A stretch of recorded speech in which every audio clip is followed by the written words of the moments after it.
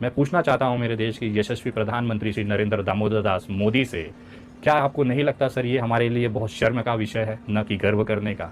आप केवल राजनीतिक वोटों के लिए हिंदू मुसलमान कर अपनी राजनीति चमकाने के लिए कहीं ना कहीं विश्व पटल पर हमारे भारत को नीचा नहीं दिखा रहे हैं? किस मुंह से आप ये कहते हैं कि 30,000 लड़कियां हमारे देश से आतंकवादी संगठन आईएसआईएस में चली गई, वो भी हिंदू, और आप सो रहे थे जब ये लड़कियां बाहर जा रही थी?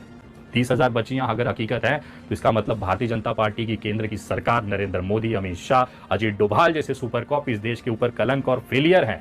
अगर इस प्रधानमंत्री, इतना मजबूत प्रधानमंत्री होने के बावजूद पिछले 10 सालों में अगर 30,000 सनातनी बच्चियां वहां पर रेप की जा रही हैं, 15-15, 20-20 वहां पर आईएसआईएस के जो गुंडे हैं, आतंकवादी अगर हमारी सनातनी बच्चियों के साथ बलात्कार कर रहे हैं, उनके शरीरों को नोच रहे हैं, तो नरेंद्र मोदी जी, अमित शाह और अजीत डोभाल को शर्म से डूब मरना चाहिए। ये हमारे सरकार के लिए, हमारे देश के लिए बहुत बड़ा कलंक है। अज़ीज़ान मिल्लत, जैसा कि द केरला स्टोरी जो मूवी अभी रिलीज़ हुई है और उसके ऊपर मैंने अपना पॉइंट ऑफ व्यू भी रखा था कि इसे देखना किस हद तक सही है और इसे किस मकसद के लिए बनाया गया है और क्यों बनाया गया है, वो सारी चीज़ें और सारी बातें मैंने आपके सामने इससे पिछले वीडियो के अंदर मैंने बता दी है। आइए देखते हैं, ये तो मुसलमानों ने विरोध किया है, आइए देखते हैं कि क्या इसे गैर मुस्लिमों ने इसका विरोध किया है या नहीं किया है। जिसके अंदर इंसानियत है, जिसके अंदर नेक सिफत है, जो सही और गलत को फ़र्क कर सकता है, सही और गलत की पहचान रख सकता है, क्या उन्होंने इसका विरोध किया है या नहीं, आइए देखते हैं वीडियो के अंदर। तब तक हमारे साथ बने रहिए। मेरे वीडियोस पर, मेरे पोस्टों पर कमेंट आ रही थी कि विनय भाई द केरला स्टोरी के बारे में जरा आप रिसर्च कर अपनी बात, अपना जो विचार है उस पर रखिएगा। मैं जब तक किसी विषय पर पूरा अध्ययन न कर लूँ, मुझे तथ्यों के साथ पूरा विश्वास न हो जाए, तब तक मैं किसी विषय पर अपनी राय नहीं रखता, ना मैं सोशल मीडिया पे उसके बारे में चर्चा करता हूँ। शुरुआती दौर में मुझे जब लग रहा था कि ये एक प्रोपोगेंडा मूवी है, इसको लेकर केवल भारतीय जनता पार्टी के लोगों में और उनके कार्यकर्ताओं में उत्साह है, क्योंकि मूवी मुसलमानों के विरोध में बनाई हुई प्रोपोगेंडा के हिसाब से दिखाई जा रही है, तो इसका सीधा फायदा भारतीय जनता पार्टी को मिलता है। शायद यही कारण है कि उनके द्वारा इस पिक्चरों को हिट कराने के लिए अपने घर गिरवी रख के अपने जो घर के सोने चांदी है उसे बेचकर लोगों को थिएटर ले जाकर पिक्चर दिखाया जा रहा है। मैं इसका स्वागत करता हूँ। आप चाहे अपना घर बेचे, चाहे किडनी बेचे, इनडायरेक्टली उस पिक्चर के जो प्रोड्यूसर है, उस पिक्चर के जो किरदार हैं, उनको अगर आर्थिक तौर पर फायदा होता है, जैसे द कश्मीरी फाइल्स के समय हुआ था, तो इसमें मुझे कोई आपत्ति नहीं है। आप कटोरा हाथ में लेकर सड़क पर आ जाओ, लेकिन पिक्चर हिट कराओ, मेरे लिए कोई दिक्कत की बात नहीं है। आज मैं बात करूंगा द केरला स्टोरी के ऊपर, जो कि विषय है इस समय सबसे ज़्यादा चर्चा में, जिसमें दिखाया गया है कि भारत की 32,000 से ज़्यादा, 30,000 से ज़्यादा जो केरला की महिलाएं हैं, बच्चियां हैं, उसे आतंकवादी गतिविधियों में लिप्त कराने का एक षड्यंत्र पिछले कितने ही सालों से केरला में चल रहा है।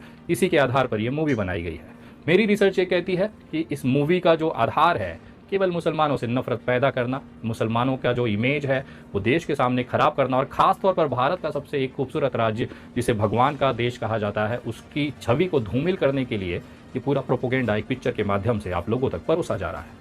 इस पूरी कहानी को हकीकत में एकदम गहराई से जानने के लिए आपको इस पिक्चर की कहानी को जानना बेहद ज़रूरी है। इस पिक्चर में मुसलमानों के किरदारों को इस तरह से दिखाया गया है कि उनके पैदा होने से लेकर उनके मरने तक केवल एक काम रहता है कि देश में, विश्व में आतंकवाद फैलाना, और इस आतंकवाद फैलाने के लिए वो अपनी कौम की महिलाएं और अपने बच्चों के बदले दूसरे धर्मों के बच्चे और महिलाओं का इस्तेमाल करना बेहतर समझते हैं। इसके लिए वो भरपूर पैसा भी खर्चा करते हैं। इस तरह का प्रोपोगेंडा इस पूरी पिक्चरों में दिखाया गया है। लेकिन इस पिक्चर का सबसे जो असली खेला है वो केवल और केवल राजनीतिक तौर पर दिखाई देता है। इस पिक्चर में पहले दावा किया जा रहा था कि 30,000 से ज़्यादा महिलाएं केवल केरल से गायब हुई हैं, लेकिन यूनाइटेड नेशन की रिपोर्ट जब मैंने सर्च किया, आप चाहे तो ध्रुव राठी की वीडियो में ये चीज़ देख सकते हैं, उसमें भी ये तथ्य रखे गए। मैंने भी गूगल किया तो मुझे ये पता चला, उनकी रिपोर्ट के हिसाब से करीबन 42,000 अंतर्राष्ट्रीय आतंकवादी जो कि अलग अलग देशों से चुनकर सीरिया और आईएसआईएस जाकर उन्होंने ज्वाइन किया। भारत का आंकड़ा जब मैंने उसमें सर्च किया तो करीबन 200 के आसपास उसमें दिखाई दिया। मतलब ये टोटल 200 का आंकड़ा जो यूनाइटेड नेशन ने, अमेरिकी रिसर्च एजेंसी और बहुत सारी आर्मी एजेंसी जिन्होंने आईएसआईएस के साथ लड़ाइयाँ की, उसका डेटा जमा किया, उनके आधार पर ये गूगल पे उपलब्ध डेटा है, जो कि ऑथेंटिक डेटा है गवर्नमेंट का। इस वेबसाइट के हिसाब से वहाँ पर यह दिखाया गया है कि 40 से 42,000 के आसपास आतंकवादी बनाए गए जो कि दूसरे देशों से थे, और ये 80 देशों का मिलकर आंकड़ा है। लेकिन भारत के नाम पर केवल 200 अधिकतम केसेस हैं, जिसमें से उन लोगों को भी इसमें जोड़ा गया है जिन्होंने सोशल मीडिया के माध्यम से आईएसआईएस का प्रचार किया या उसका समर्थन किया। ये 200 लोगों में से केवल 6 लोग केरला के पाए गए हैं। इस केरला में भी 3 पुरुष हैं और 3 महिलाएं हैं। जो 3 महिलाएं हैं उसमें से भी 2 क्रिश्चियन हैं और 1 हिंदू लड़की है जिसने अपने मर्जी से उसे शादी करके या एक तरह से कहें उसका ब्रेन वॉश कर उसे कन्वर्ट कराया गया और बाद में सीरिया ISIS तक पहुंचाया गया। ये कहा तो जाता है कि ये बहुत ट्रू कहानी पर स्थिर है, ये सच्ची घटना पर आधारित मूवी है। पिक्चर के अंत में एक सेशन है, जब पूरी फिल्म खत्म हो जाती है तो उसके अंत में एक्चुअल जो पीड़ित 3 लोग हैं, जिसमें 2 कैथोलिक हैं, क्रिश्चियन लड़कियां हैं और एक हिंदू लड़की है, जिसमें से एक जो क्रिश्चियन लड़की है जिसकी मौत हो जाती है सुसाइड करने की वजह से, ऐसा पिक्चर में दिखाया गया है। उस लड़की के असली माँ का किरदार जो है, असली माँ जो है, उसका इंटरव्यू दिखाया गया है। उस इंटरव्यू में एक टाइटल हिंदी और इंग्लिश दोनों में चलाया गया था, सब टाइटल्स उसमें लिखे हुए थे। वो तमिल या तेलुगु में बात कर रही थी, वो उसके बाद जो टाइटल चलाए जा रहे थे उसमें ये क्लियरली लिखा हुआ था कि इस पीड़ित बच्ची को ना केंद्र सरकार से न किसी सरकार से कोई मदद मिली, वो आज भी इंसाफ के लिए लड़ रही है।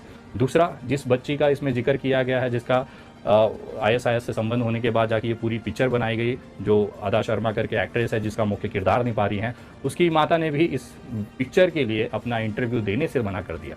तो ये चीज़ें पिक्चर के अंदर आप जब लास्ट सीन देखेंगे तो उसमें बाकायदा उनके फोटोग्राफ्स के साथ दिखाया हुआ है। कहीं ना कहीं ये प्रोपोगेंडा केवल 2 से 3 औरतों का था, लेकिन इसे 30,000 के आसपास बना दिया गया है। अब आते हैं असली बड़े मुद्दे पर।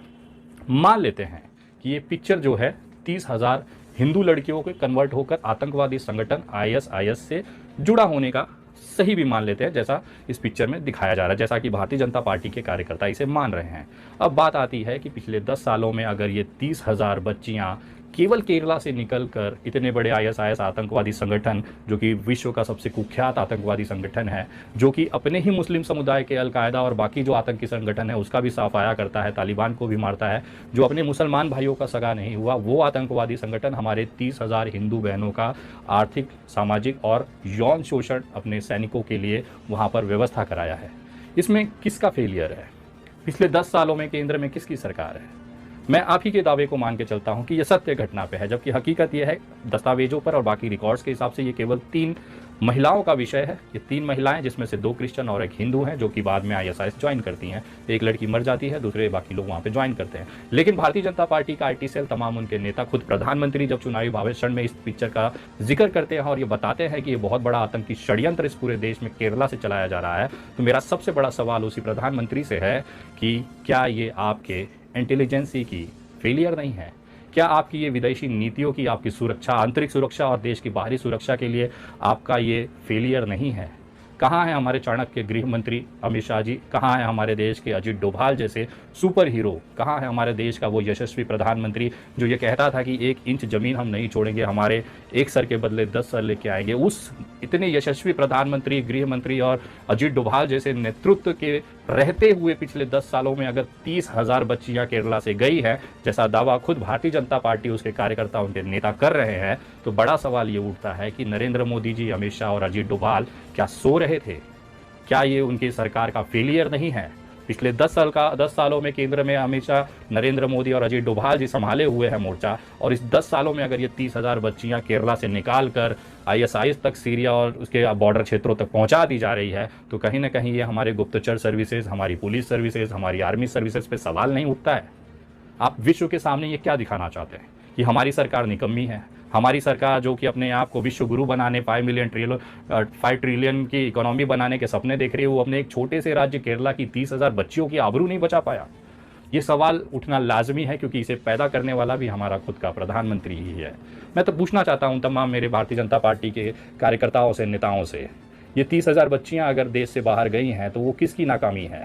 ये 30,000 बच्चियों को रोकने की जिम्मेदारी किसकी है? Airport services, intelligence, IB, raw, हमारा होम मिनिस्ट्री किसके पास है? ये अगर नाकामी है, क्योंकि केरला सिर्फ एक एयरपोर्ट बना सकता है, उसे ऑपरेशनल सेंटर एजेंसीज करती हैं। रेड कॉर्नर नोटिस जारी करना, सस्पेक्टिव्स को पकड़ना, ये सारा हमारी रॉ, IB और सेंट्रल एजेंसीज का काम है। तो कहीं ना कहीं ये हमारी सेंट्रल एजेंसीज की फेलियर है। मुझे शर्म आती है कि आप लोग अपने ही देश की सेंट्रल एजेंसीज, उनके जो काम करने वाले, जो हमारे योद्धा हैं, हमारे जो वीर सैनिक हैं, उनके कार्य क्षमता पर आप सवाल उठा रहे हैं। मैं पूछना चाहता हूं कि क्या आप ये दिखाना चाहते हैं कि एक केरला से 30,000 बच्चियां बाहर के आतंकी संगठनों में जाके जुड़ जाती है और हमारी सरकार इतनी नाकामी और नल्ली है, निकम्मी है कि उसे रोक तक नहीं पाई, और इसे हम बड़े गर्व के साथ चुनाव प्रचारों में प्रदर्शित कर रहे हैं? मैं पूछना चाहता हूं मेरे देश के यशस्वी प्रधानमंत्री श्री नरेंद्र दामोदर दास मोदी से, क्या आपको नहीं लगता सर ये हमारे लिए बहुत शर्म का विषय है, न कि गर्व करने का? आप केवल राजनीतिक वोटों के लिए हिंदू मुसलमान कर अपनी राजनीति चमकाने के लिए कहीं ना कहीं विश्व पटल पर हमारे भारत को नीचा नहीं दिखा रहे हैं? किस मुंह से आप ये कहते हैं कि 30,000 लड़कियां हमारे देश से आतंकवादी संगठन आईएसआईएस में चली गई, वो भी हिंदू, और आप सो रहे थे जब ये लड़कियां बाहर जा रही थी। अमित शाह जी से मैं पूछना चाहता हूं, कहाँ है आपकी वो चाणक्य नीति? अजीत डोभाल जैसे सुपर कॉप से मैं पूछना चाहता हूं, कहाँ गई आपकी वो सारी ताकत, आपका दिमाग, आपकी वो एकदम सुपर कंप्यूटर वाला षड्यंत्र, कि आप अपने ही देश के 30,000 हिंदू बच्चियों को नहीं बचा पाए? आपके पास, इस भारत सरकार के पास 2 रास्ते हैं। या तो वो कबूल करे कि इनकी जो भारत की जो केंद्र सरकार है, नरेंद्र मोदी जी की सरकार है, अमित शाह जैसा चाणक्य और अजीत डोभाल जैसा सुपर कॉप इस देश में होने के बावजूद अगर 30,000 लड़कियां बाहर जाकर आतंकवादी संगठन ज्वाइन कर लेती हैं, वो भी सनातनी हिंदू, तो केंद्र सरकार को ये मानना पड़ेगा कि पिछले 10 सालों में उनकी जो सरकार है वो नाकाम रही है, निकम्मी रही है, अपने हिंदू सनातनी बच्चों की इज्जतें नहीं बचा पाई। वो सनातनी बच्ची जो केरला से निकलकर आईएसआईएस के कम से कम सैकड़ों सैनिकों के हवस का शिकार बन रही हैं। ये सवाल नहीं पूछ सकते आप अपने प्रधानमंत्री से? आखिर यह हकीकत को आप मंचों से बयां कर रहे हैं, तो इसे कबूल करिए कि आपकी सरकार की फेलियर है, या तो आप ये कबूल करिए कि ये पिक्चर में जो आंकड़े दिखाए गए हैं वो केवल फिल्म के प्रमोशन कर हिंदुओं की भावनाओं से खेलकर, एक इमोशनल गेम खेलकर केवल पैसे कमाना है। हमें कोई आपत्ति नहीं, दोनों ही कंडीशन में आप जो भी है उसे घोषित करिए। 30,000 बच्चियां अगर हकीकत है तो इसका मतलब भारतीय जनता पार्टी की केंद्र की सरकार, नरेंद्र मोदी, अमित शाह, अजीत डोभाल जैसे सुपर कॉप इस देश के ऊपर कलंक और फेलियर हैं। अगर इस प्रधानमंत्री, इतना मजबूत प्रधानमंत्री होने के बावजूद पिछले 10 सालों में अगर 30,000 सनातनी बच्चियां वहां पर रेप की जा रही हैं, 15-15, 20-20 वहाँ पर आईएसआईएस के जो गुंडे हैं, आतंकवादी अगर हमारी सनातनी बच्चियों के साथ बलात्कार कर रहे हैं, उनके शरीरों को नोच रहे हैं, तो नरेंद्र मोदी जी, अमित शाह और अजीत डोभाल को शर्म से डूब मरना चाहिए। ये हमारे सरकार के लिए, हमारे देश के लिए बहुत बड़ा कलंक है। लेकिन अगर ये बात गलत है तो सरकार को ये बताना चाहिए कि जो फिल्म है केवल प्रोपोगेंडा चलाया जा रहा है, ये केवल पैसे कमाने का एक टैक्टिक्स है, एक तरीका है, जिसकी वजह से केवल एक हिंदू लोगों को, भावनाओं को इमोशनल खेल कर उन्हें थिएटर तक ले आना और उनको दिखाना कि देखो हमारी सनातनी बच्चियों का बलात्कार किया जा रहा है। 18-18, 20-20 लोग एक महिला के साथ बलात्कार कर रहे हैं। इस पिक्चर में दिखाया गया है कि हमारी सरकार सही में, एक्चुअल अगर देखा जाए तो जिस तरह से नरेंद्र मोदी जी ने खुद ये चुनाव में कबूल किया कि केरला स्टोरी नाम की पिक्चर आई है जो कि वहाँ पे षड्यंत्र चल रहा है, उसको उजागर करता है, तो कहीं ना कहीं पिछले 10 सालों में आप खुद उस प्रधानमंत्री की कुर्सी पे बैठे हैं। ये आपकी सबसे बड़ी फेलियर है। आतंकी साजिश पर बनी फिल्म केरला स्टोरी, ये केरला स्टोरी की इन दिनों काफी चर्चा है। कहते हैं केरला स्टोरी सिर्फ एक राज्य में हुई आतंकवादियों की छद्म नीतियों की साजिशों पर आधारित है। देश का इतना खूबसूरत राज्य जहां के लोग इतने परिश्रमी और प्रतिभाशाली होते हैं, उस केरला के में चल रही आतंकी साजिश का खुलासा ये केरला स्टोरी फिल्म में, केरला फाइल्स फिल्म में उसे किया गया है। मैं बताना चाहता हूं देश को कि अपनी ये जो नाकामी, अपनी जो उपलब्धियां हैं, अपनी जो फेलियरिटी है, इन्होंने सोशल, पूरे सामाजिक तौर पर एक खुले मंच से आप तमाम लोगों तक पहुंचाया है। मेरा काम केवल इस वीडियो के माध्यम से आपको वो हकीकत रूबरू कराना था कि ये 30,000 की बात अगर सच है तो भारत सरकार की नाकामी, उसकी असफलता, ये भी एक उतना ही बड़ा सच है। अगर ये 3 लोगों की, महिलाओं के ऊपर बना हुआ पिक्चर है तो ये एक बहुत बड़े प्रोपोगेंडा और केवल पैसे कमाना, हिंदुओं को बेवकूफ़ बनाकर, सनातनियों को इमोशनल खेल कर केवल पैसे कमाने का एक मार्केटिंग स्ट्रेटेजी, एक जरिया जैसा बन चुका है।